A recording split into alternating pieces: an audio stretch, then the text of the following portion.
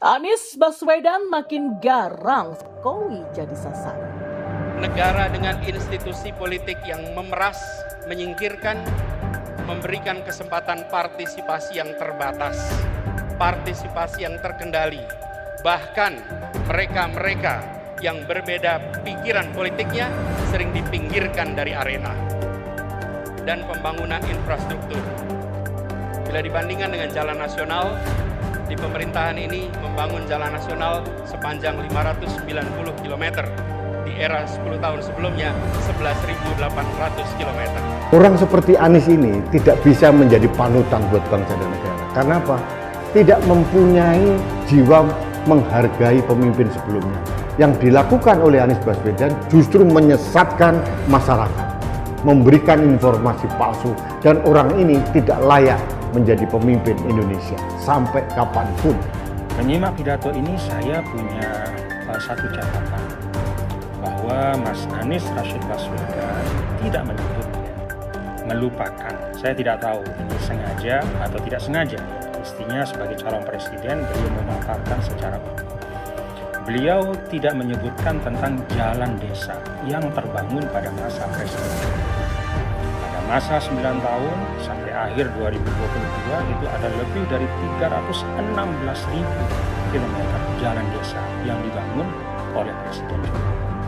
Kita tahu kalau bicara tentang mengurangi kesenjangan, bicara tentang mewujudkan keadilan sosial bagi seluruh rakyat Indonesia, salah satu instrumennya adalah meningkatkan kemakmuran di tingkat desa.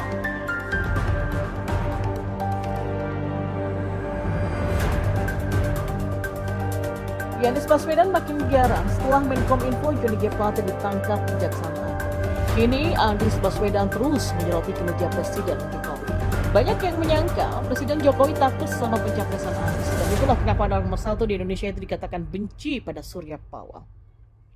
Karena Om Brewok mencalonkan mantan Gubernur DKI tersebut sebagai Capres 2024. Sebelumnya, Surya Paloh menganggap Johnny G. Plate terlalu mahal untuk diborgol. Jika ternyata memang pada akhirnya dia terbukti tidak terlibat dalam kasus dugaan korupsi pengadaan BTS. Hari ini saya simak baik-baik keterangan daripada Kapus Penkum.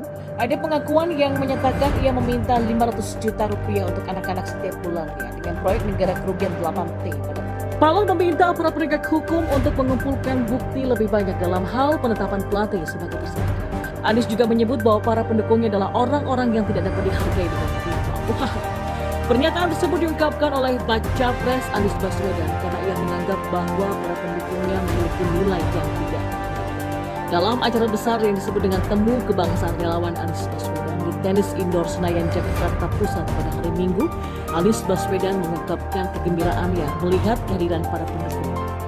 Saat saya memasuki ruang dan bertemu dengan para relawan, rasanya seperti baterai yang terisi penuh 100%, kata Anies. Anies juga menilai bahwa para relawan yang mendukungnya adalah orang-orang yang tak bisa dihargai dengan uang. Selain itu, Anies juga menyampaikan agar relawannya untuk tetap semangat memberikan dukungan sampai Pilpres 2024 dimulai. Tidak hanya itu, Anies juga berani menyinggung pemerintahan Presiden Jokowi. Sebelumnya, Anies pernah menyindir sejumlah program Jokowi seperti pembangunan jalan, mobil listrik, mafia proyek, kebijakan hingga pendidikan. Kali Anies menyinggung soal beberapa proyek pemerintah daerah yang akhirnya diambil alih oleh pemerintah pusat. Proyek yang akhirnya disentralisasi itu disinggung oleh Anies ketika menyampaikan orasi dalam acara Temu Kebangsaan Relawan Anies Baswedan di lapangan tenis indoor Gelora Bung Karno.